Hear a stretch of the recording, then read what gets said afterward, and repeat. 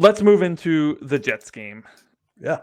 We are the 5-7 Miami Dolphins. We are at home versus the 3-9 New York Jets. I think it's safe to say the season has not gone the way that either team thought it was going to go. New York Jets were coming into the 2024 season as also potential Super Bowl contenders from many talking heads. Certainly many analysts picked them to win the East, which is absolutely mind-boggling to me because I didn't even pick the Dolphins. I picked the Bills. I don't know how you pick anybody else. But they came in as the darlings. They finally get Aaron Rodgers in a full season. Everything is going to click now. All the puzzle pieces are in place. Now we got this beautiful canvas. Instead, somebody took a giant pile of manure a la Back to the Future and dumped it all over the beautiful puzzle because their season has been a disaster. Oof. Just whenever I get down on the Dolphins, I just go look at the Jets. I just go watch some highlights of the Jets, and it makes me feel much better. And we live in Jets. I mean, I live in Jets region. You're close enough to it. Close enough. Yeah. You're more Patriots than Jets, but same. Yeah. And it's a wonderful thing. Mm-hmm. I mean, if you're a Jets fan watching this, I'm sorry. There's no love lost, my friend. Jets fans get on my nerves like no other fan base. Yep. Now, let's just look at them for a sec. They have wins against Tennessee, New England, and then a surprise win against Houston out of nowhere. Well, Houston hasn't been who they... Right. I get it. Houston hasn't been who we thought they were, but they're still an 8-5 team right now. They have 8 wins? Holy crap, I didn't know. Yeah. So they got shellacked by Arizona, who we went down to the wire with. They lost to Indianapolis, who we also lost to. They lost to Seattle, who we also lost to. Well, this game, this game is in Miami, which is automatically in our favor. Mm-hmm. I know we don't have much of a home field advantage from a fan's perspective, but we show up for these Jets games, right? And I don't know a nice way to say this. Don't be nice. The Jets organization is hot garbage. The most embarrassing organizations in all of sports. Yep. Not just the NFL, all of them. And we're talking more embarrassing than the Athletics, who are literally telling their fans not to come to games, right? Like this. Yeah. From the top down, they fire Robert Saleh, who you and I both have a lot of respect for. I'd love him on our team, man. Would love for him to come to the Dolphins. Yeah. Mm-hmm. Yeah. They fire him after week 4 or something like that. Week 5. Like that's going to solve anything. What does that even do for you? But then let's throw a cherry on top of this bad boy. Let's fire the GM in the middle of the season. That's something that good organizations do. I have no idea what this organization is doing. But what let's turn around and give a 3rd-round pick for Devontae Adams. I don't disagree that the GM maybe deserved to be fired. He made a lot of boneheaded moves, but he also put a lot of talent on this team. Dude, their defense is Super Bowl quality, or was at the beginning of the season. It was. Mm-hmm. And this is a very long-winded way of introducing this game. But I wanted to paint this picture of this team that, despite anything that has happened on the field, is just so disproportionately bad at everything they do that it has trickled down to the field. It doesn't matter the talent they have. I would argue they are a top 10 team in terms of talent. Yeah, I mean, honestly, yeah. It's just a matter of realizing that talent, which they're not good at. That talent's not doing crap. Breece Hall, who looked like an absolute Barry Sanders-esque superstar last year, looks like he doesn't even know what running back means. Looks like Raheem Mostert. Sorry, guys. They got Garrett Wilson, who I only imagine is annoyed beyond belief at this point that they couldn't even get him the ball. So I got a good idea. Let's bring in another number 1 wide receiver. Yeah, it's insane. Right? So now Garrett Wilson's the number 2. Wilson, by the way, some of the best hands I've ever seen on a wide receiver. If we want to trade Tyreek for him, sign me up. All day. I would take that 7 days of Sunday and pay you twice on the following Wednesday. I mean, like, dude, He is such a good player. Such a good player. Him and Brees Hall. If you're a Jets fan and you're down on Garrett Wilson, I get it. You see him every day. We are down on players that other fan bases probably aren't because we see them every day. Let me just tell you, from the outside looking in, Garrett Wilson is an absolute stud. Baller. Yep. Do not let him go over a 40-something-year-old quarterback who can't barely walk. Well, I'll tell you what, man. Aaron Rodgers, he's an organization destroyer. I mean, the Death Star of NFL franchises, right?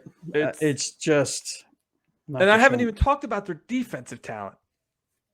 It's insane to me how you can let somebody come in. I mean look, I am an anti-Jets guy through and through to my core, right? Mm-hmm. Because not just because I'm a Dolphins fan.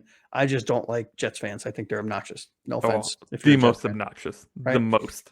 But you were, I can't believe it tastes like vinegar saying this out loud. But they were a quarterback away. They were 100%. You chose, from a Dolphins fan perspective, you chose perfectly. Thank you very much. Yeah, 100. Yeah. But if I'm putting myself in the Jets fans' shoes, you chose wrong. Anyone, pick any. Jameis Winston, Bo Nix, all of these quarterbacks that are doing well that were just drafted in the past 2 seasons. That's insane to me. Are you telling me as a Jets fan you wouldn't have rather thrown a dart, even on Bryce Young, who's starting to look better? Mm-hmm. Bryce Young, C.J. Stroud, Bo Nix, Will Levis is starting to turn it on right now. Who's the Commanders quarterback from LSU? Jaden Daniels. Jaden Daniels, yeah. Drake May up there. Caleb Williams is hot garbage, but Caleb Williams, I mean, he looks better than Rodgers. Yeah, I mean, I look better than Rodgers. But the influx of talent these past 2 seasons compared to the lack of quarterback talent coming in this current draft, it's like, wow. Maybe you should have fired the GM last year. Yeah. Right? Like, so, all right, we could go on and on about this, dude. We really could. We really, really could. If you couldn't tell, we're more than just Dolphins fans. We follow the whole league. Keys to victory. Keys to victory. I got some. Let's go. So I think first and foremost, we need to contain the Jets defense. Right. I think that is where right now they hang their hat on, which they should. I think they have a very good defense. Explain that to me. Contain the defense is not something you hear very often. Yeah. I think, they excel at pressuring the quarterback. That is what they are known for. Their defensive line is terrifying. Absolutely terrifying. Yeah. When you factor in our offensive line play as of late, it's even more terrifying. So I think when I say contain their defense, what I mean is how I should have phrased it is we need to contain their pass rush. Mm-hmm. Right. Our offensive line needs to play the best game that they've ever played, that they've played all season. And I know they're the lowly Jets, and I get that, and they're inept offensively. Yay. Right. Their defense can still be problematic, and their defense is problematic. And I think their strength perfectly aligns to one of our weaknesses. Now, I'm not as low on our offensive line when it's healthy as most people, but we're not healthy. Right. No. We might be please. Literally about to say that we might be starting a rookie left tackle at right tackle in Patrick Paul, which I am all for because I think it's Kendall Lamb is out there right now. I was ahead of that. I was ahead of you guys on that one. I said Paul 2 weeks ago. Yep. Now I tend to not be an advocate of specifically rookies, right? Of I forgot who said it. A real Hall of Fame offensive lineman who does Thursday Night Football on Prime with Fitzpatrick and then what's his name? Andrew Whitworth. Yeah. He said it's like wiping your butt with your opposite hand. Yeah. Right. When you're a left tackle playing right or a right tackle playing left. Yeah, that's the point you're getting to is you don't like switching rookies' sides. Right. I don't. Right. Because you want them to just be fully invested into learning their position, learning their trade, learning their mechanics, and it throws it off. Right. I think that was a problem that we saw with Eichenberg. I thought Eichenberg was okay coming out of Notre Dame. I really do. He wasn't world beating. Yeah. But his problem was he played left tackle for 2 games. He played right tackle for 3 games. He played center for 4 games. He played right guard for 3 games, and then the season's over. Mm-hmm. Right. So I think one of the keys to victory is containing their pass rush. We need to win the turnover battle. I think that's key, right? I think that can be said for any game. Every week, yeah. Right. I think the Jets tend to have, if I looked it up, I don't know if it was a reputable source, but they have one costly turnover per game. It's like a stat. I don't know what it's really called, but a costly turnover per game. And for the love of God, we need to utilize our speed. This is the game to open up the floodgates, stop with the negative 2-yard screen passes and hope that Tyree's going to break through 5 players. Just send them long and let's just send it. Which, by the way, he hasn't done all year. He hasn't. I don't know why we keep thinking he's going to do that. Not a single time. Not a single time. No. Now, Achane does it very well. Achane, yeah. And I think the final thing, really, the final 2 things for me, I had 5 on my list, was we need to stop Bryce Hall, which is a task, right? Yep. And we need to stick with our run game more, right? This game, by the end of it, I hope we see a close to 50-50 split between passing and running. And I will say I love the extended run game that we do with the screen passes to the running backs. I love that way more than I love the screens to the receivers. Like, I just 1,000%. I just don't. The wide receiver screen is just too much setup time for the defense. Like, no matter how fast you throw it, you could be Favre. It still takes too much time to get out to the numbers. It gives the defense all that time to read what you're doing. I don't love it. And the offensive linemen have to run out there. No, it's no. All right, so your keys to the game. All right, let's the first one I actually want to talk about a lot, because we saw with was it in this game with Green Bay? Is Chris Brooks on the Packers? Yeah, sure is. Chris Brooks has not played at all for the Packers this year, but now he's playing Miami, who cut him earlier this year, and he gets all this play. I was pissed, by the way. The Jets so happen to have another one of those guys by the name of Sam Eguavoen, the linebacker. You may remember. Oh, I didn't know he was on the Jets. Neither did I. This is why I look at depth charts 2 seconds before you're about to talk about it. Fair play. We're definitely prepared, everyone. I had no idea he was there either. He's backing up the weak side linebacker. Would you be surprised if he made a play? I was a big fan of his. I was too. At all. Yeah, not at all. I was too.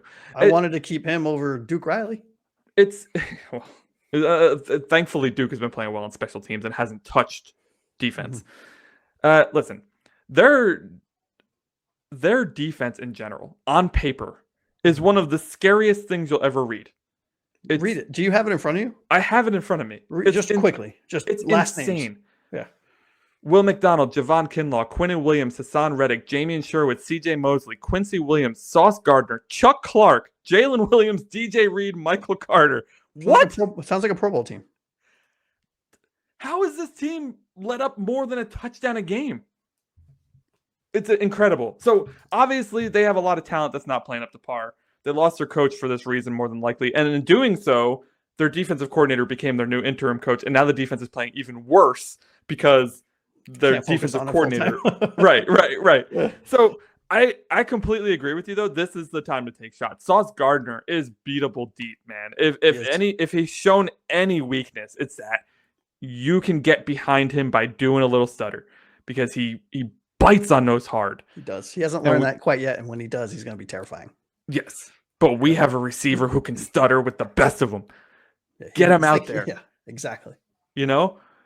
So I think, like, our offense versus their defense is, on paper, very scary. But in reality, if we just go back to playing like we did before this Packers game, I don't feel like it's really close. You know? I think they're going to take advantage of their aggression, because what the Dolphins have done really well is not only getting rid of the ball quickly, but Tua has done phenomenal work at just throwing guys open. When they slow down the play and show when Tua threw the ball compared to where the receiver was when he threw it, I just feel like I'm not even in the same universe as him. Mm-hmm. Because he's throwing the ball 3 or 4 yards before the receiver's even near it. Right? Like, it's insane. And I think that's where you take advantage of their aggression, especially with his eyes, because Tua is really good at looking at all his things. He can move safeties. He can move corners. He can move linebackers. The linebackers I named are scary in theory, but they are on the slower side, especially C.J. Mosley. I'd be targeting him like crazy. Constantly. In the run game, yeah. I think Jonu's going to have a monster. I think like his best game of the season. I think This is what I like to see more of our team, though, is you have that underneath guy now. You have that Janu guy. mm-hmm. And I want to see underneath, Boom. boom, right? Yep. That it's football 101. And Set it up. I hate to keep going back to the coaching staff, but they're overthink it, man. Yeah, I forgot who. Maybe it was Steve. I can't remember. He said, or one of us, I can't remember. At some point early on in the season, we said you just got to sometimes just let your players play. Put them in a basic formation and say, beat your person. Right. And with such a talented roster, I don't understand why teams don't do it more often. I think the more talented your roster is, the more simple the offense should be. Like maybe not from a verbiage perspective, right?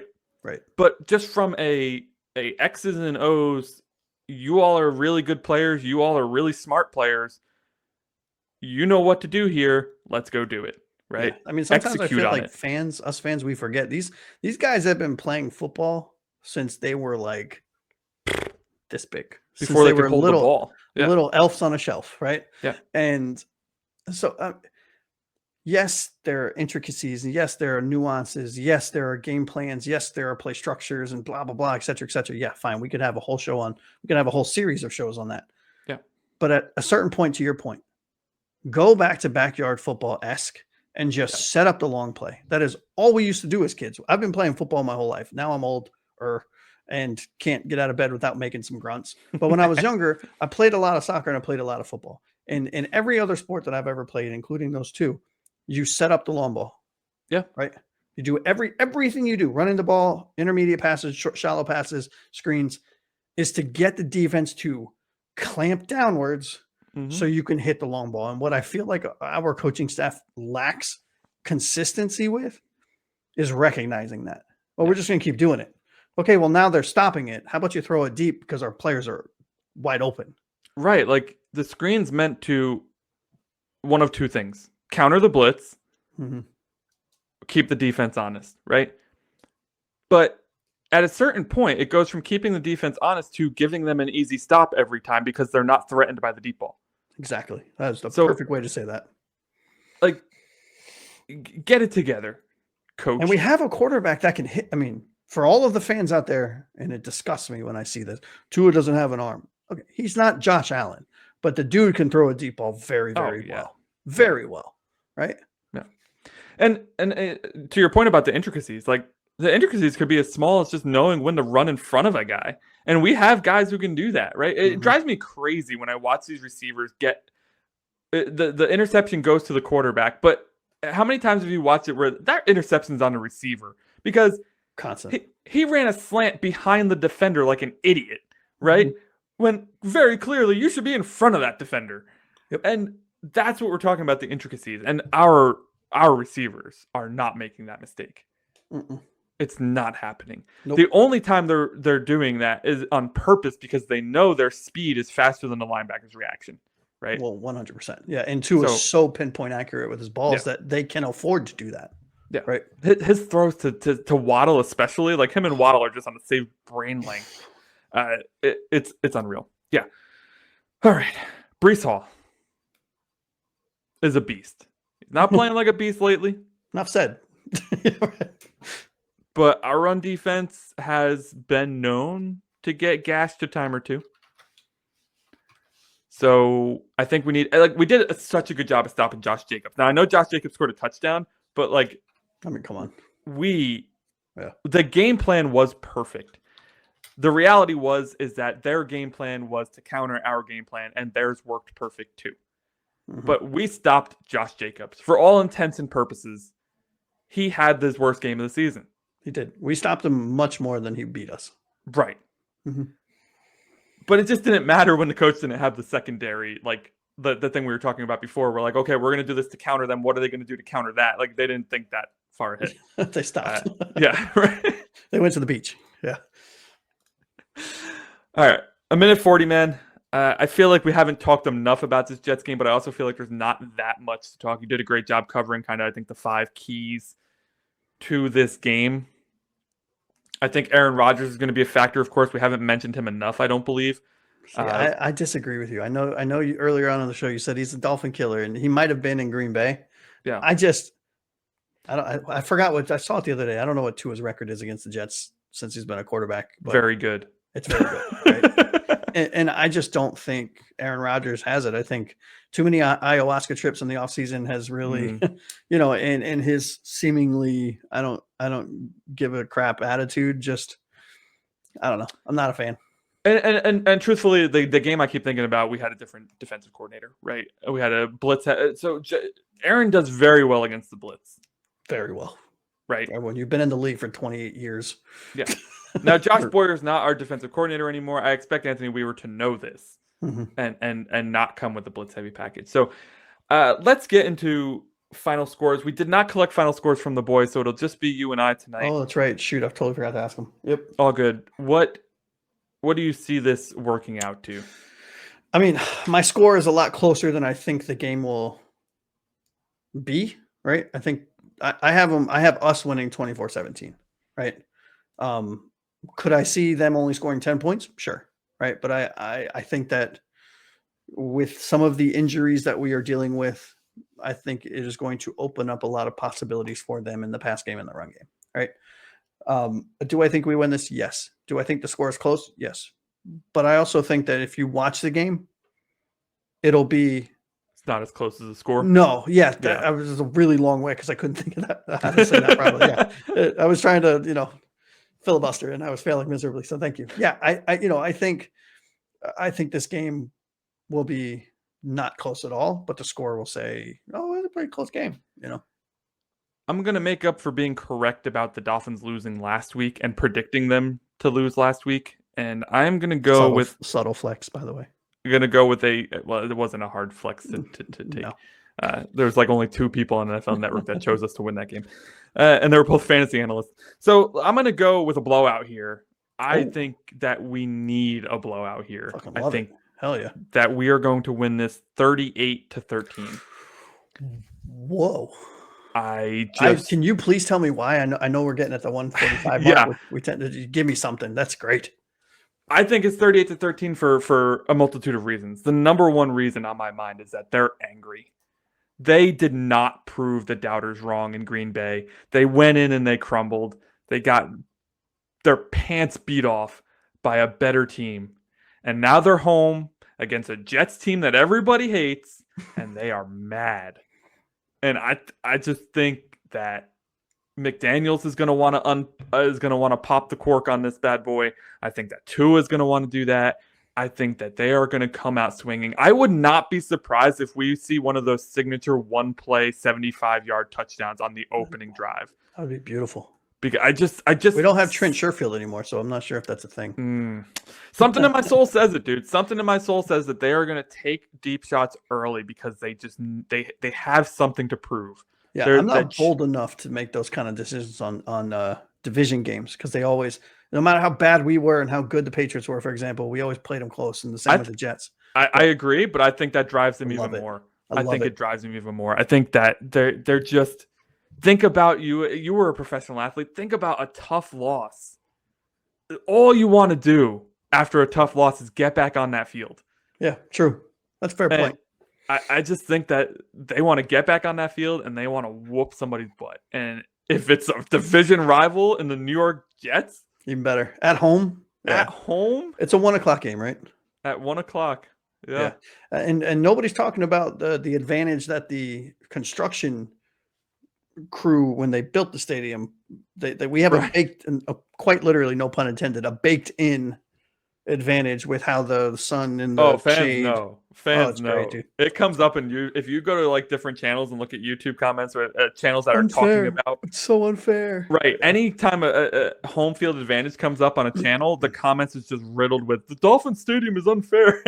Yeah, right. But it's cool if we go play Buffalo in 40 inches of snow. I saw it most recently because on the Rich Eisen show, Chris, one of the co-hosts, said that he believes all stadiums should be domes because he wants to see good teams be good outside of the weather. And the comment section was just chef's kiss, my friend. I love it. It was great. All right. So real quick, what was your score again? I didn't write it down. I'm sorry. 38-13. 38 to 30. And Josh has Man. us winning 24-17 and a closer score than it is a game. Thank you. All right, my friend. I hope this is true. I know you and I believe we haven't talked to Keith and Steve about this yet, but Steve's probably going to have a newborn, so I doubt that's going to happen. But Yep. we're talking about trying to get, towards the end of the season here, get those reaction shows on Sunday. Mhm. So, I know that you and I have talked about it and are kind of set on it. We'll see if Keith can join us on Sunday too. Yep. We want to Quick try show. at least for this. Yeah. Yep. We want to try at least for this last half of the season to see how that works. See, 'cause I just feel like by Wednesday, like especially on a Thursday game, I've completely forgotten what most of this, it's not fresh anymore. Exactly. And they won't be as long for those that are. No, gonna I would tune hope in. 30 minutes. Yeah. Maybe, right? And we 45. did one earlier in the season and it was very well received. And I think Against the Seahawks. Yep. Yep. And I think, it's important to let's try to follow the media masses and do reaction shows, because I think that's kind of what the fans are they want, right? Yeah, we're trying to give you guys what you want. We look at the statistics and we look at what does well, what doesn't do well, the comments, right? Like, so if there's anything else you would like to see, please let us know. But for this episode of the Fins Forecast, it is time for us to sign off, my friend. We got somebody new. Somebody new coming in at the last second. All right. Bold take. Coming in with a bold take at the end of the show. 72. I respect it. Yeah, thanks so much for jumping in, dude. All Choker Award. I love it. That's a great way to end the show. Hopefully we'll see you next time, 72 Undefeated. We're here every Wednesday night at 7 p.m. You can find us on Instagram and Facebook as well. We will see you guys hopefully on Sunday with a Dolphins win. A blowout win. A blowout win. See you all then.